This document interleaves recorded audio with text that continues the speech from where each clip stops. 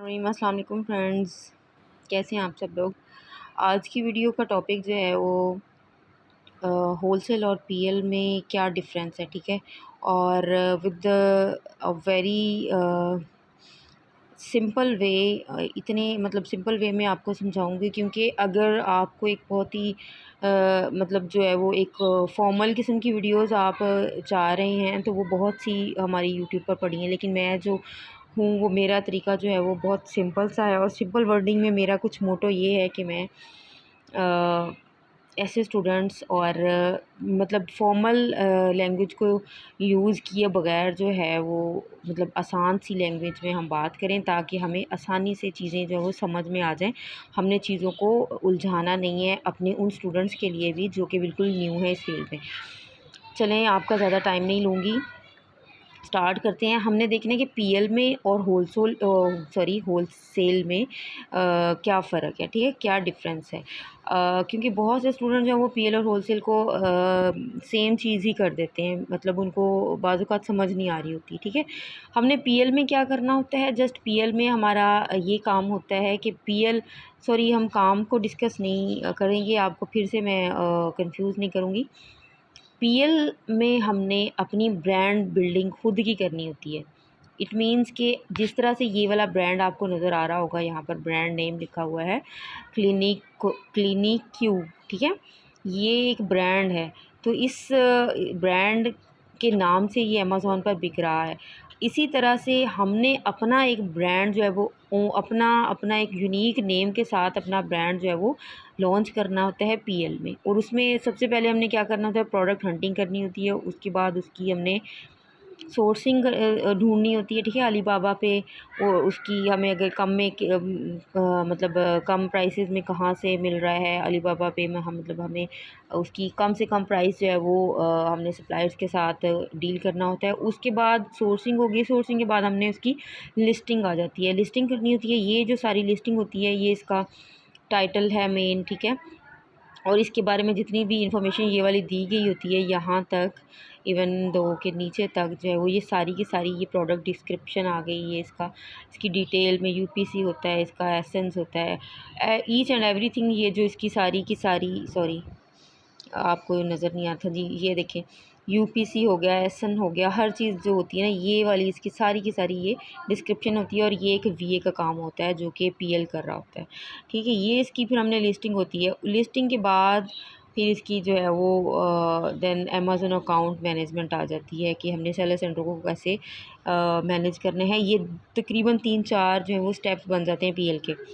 समझ आ गई। इसमें जस्ट हमने ब्रांड बिल्डिंग करनी होती है, एक यूनिक प्रोडक्ट उठानी है, एक हमने अपनी प्रोडक्ट उठानी है, उसको फाइंड आउट करना है, अपने क्राइटेरिया पे पुट करना है।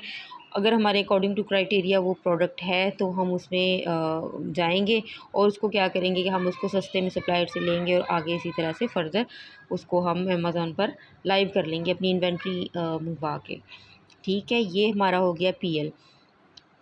उसके बाद अगर हम होलसेल की बात करते हैं, होलसेल में थोड़ा सा डिफरेंस ये है कि एक पकी पकाई जिसको खीर कह लें कि उस पे आगे हमने बैठ जाना होता है।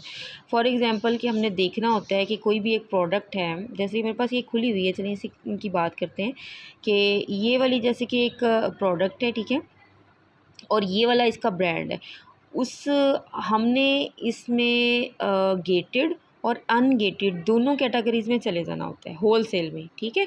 और होलसेल में हमने कोई अपनी ब्रांड बिल्डिंग नहीं करनी होती, अपना एसेट नहीं बनाना होता। हमने पकी पकाई खीर के ऊपर मी टू कर देना होता है। मी टू का मतलब क्या होता है, ये हमें प्रोडक्ट मिली है, हमें ये हमारे, आप समझ लें कि हमारी क्राइटेरिया के मुताबिक ये पूरी उतर रही है, ठीक है। ये वाला फर्दर स्टेप आपको बाद में, मतलब ये इसकी हम डेप्थ में नहीं जा रहे, अभी आपको जस्ट इसका ओवरव्यू दे रही हूँ। होलसेल में क्या होगा, हमने किसी भी अच्छी प्रोडक्ट को लेना है जो कि सॉफ्ट अप्रूवल हो, या सॉफ्ट अप्रूवल हो तो भी हम उसमें चलेंगे। सॉफ्ट अप्रूवल का मतलब होता है कि उसको हम जो है वो उसमें ब्रांड से हमें इजाज़त लेने की ज़रूरत नहीं होगी, ठीक है। जैसे जैसे ये ब्रांड के सामने आपको ग्रीन सा ये नज़र आ रहा होगा, ठीक है। क्लोज कर देती हूँ आपको, ये देखें जो ग्रीन में क्वेश्चन मार्क नज़र आ रहा है,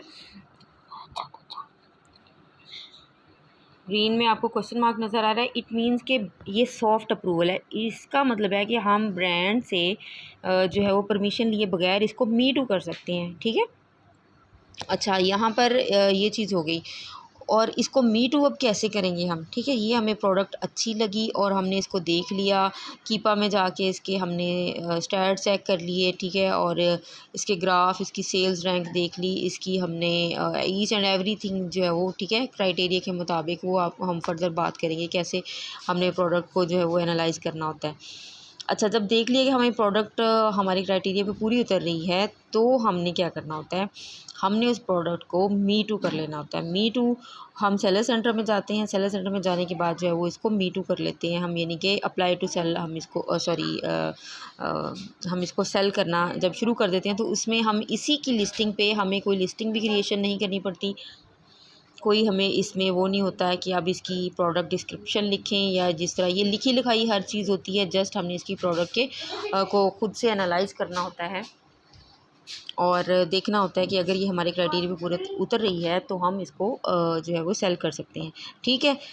जब हम किसी भी पकी पकाई खीर के ऊपर आके बैठ के कहते हैं कि जी हम भी इसको जी मैं भी एक ऐसा बंदा हूँ जो मैं इसको सेल करना चाह रहा हूँ, ठीक है, हम उसको सेल कर लेंगे। या फॉर एग्ज़ाम्पल हमने प्रोडक्ट जो है वो फाइंड आउट कर ली, इसके बाद होलसेल में क्या स्टेप होता है, उसके बाद इसी प्रोडक्ट के जो हमने प्रोडक्ट को सिलेक्ट किया होता है उसके हमने सप्लायर्स ढूंढने होते हैं, उसकी हमने ब्रांड्स और या डिस्ट्रीब्यूटर्स या होलसेलर से हमने राब्ते करने होते हैं, उनको उनसे हमने ये सस्ते में हमने देखना होता है कि हमें इन्वेंट्री जो है वो कहाँ से सस्ते में मिल रही है, ठीक है। वो किस तरह से करेंगे, सारा कुछ आपको जो है वो इंशाल्लाह ताला हम डिस्कस करेंगे आने वाली वीडियोस में। और फ़िलहाल आपको यहाँ पर ये ओवरव्यू दे रही हूँ कि हमने इस प्रोडक्ट को फाइंड आउट करने के बाद हमने इसके सप्लायर्स या इसके इटसेल्फ इसका जो ब्रांड है इसको हमने जो है वो इसको मेल्स करनी होती हैं, इनसे राब्ते करने होते हैं। फिर ठीक है, ये हमें MOQ देते हैं, अपना ब्रांड्स देते हैं। अगर ब्रांड हमें रिप्लाई नहीं करता तो हम डिस्ट्रीब्यूटर से को राब्ता करते हैं, तो वो डिस्ट्रीब्यूटर हमें बाज़-औक़ात जो है वो Q4 की वजह से ज़रा कुछ आजकल तो लेट दे रहे हैं रिप्लाई, तो मतलब जनवरी फरवरी में ये ब्रांड्स से भी अप्रूवल आपको जल्दी मिल जाती है और डिस्ट्रीब्यूटर से भी हम जल्दी राब्ता कर लेते हैं, ठीक है। तो हमें जैसे ही वो मिलती है अप्रूवल तो वहाँ से हम सस्ते में अपनी प्रोडक्ट उठाते हैं, ठीक है। इसके स्टार्ट में हम 20 to 30 यूनिट्स लेते हैं, ठीक है। और ले के हम इसको कह लें कि हम लिस्टिंग अपनी जो है वो लाइव कर देते हैं, ठीक है। अब जैसे कि ये वाली एक प्रोडक्ट है, यहाँ पर अगर हम देखें जी, यहाँ पर अगर हम देखते हैं तो इस प्रोडक्ट के यहाँ पर जी यहाँ पर आपको नज़र आ रहे होंगे इसकी सेलर्स न्यूज़। हम यहाँ पर देखें जी, इसमें इस प्रोडक्ट में कितने सेलर्स हैं, यहाँ पर 15 सेलर्स हैं, ठीक है। तो हम यहाँ पर जाके देखते हैं कि कितने न्यू सेलर्स बैठे हैं जी। 212 रेटिंग है इस बंदे की और इतना पुराना नहीं है, न्यू ही है तकरीबन। आई थिंक इसमें सेलर्स ही ओके, इसमें सिर्फ 2 सेलर्स बैठे हैं, लेकिन अच्छा ये FBM बाकी कर रहे हैं। 15 सेलर्स हैं टोटल। आई थिंक इसमें FBA के जो हैं वो 2 हैं और बाकी हम देख लेते हैं यहाँ पर भी डाटा में जाके कि कितने लोग जो हैं वो FBA कर रहे हैं और कितने FBM कर रहे हैं।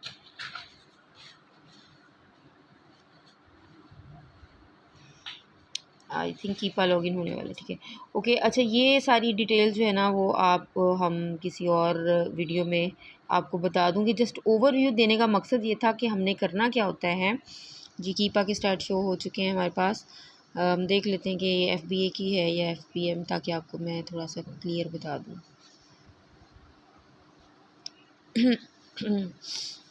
जो न्यू स्टूडेंट्स हैं वो देख लें।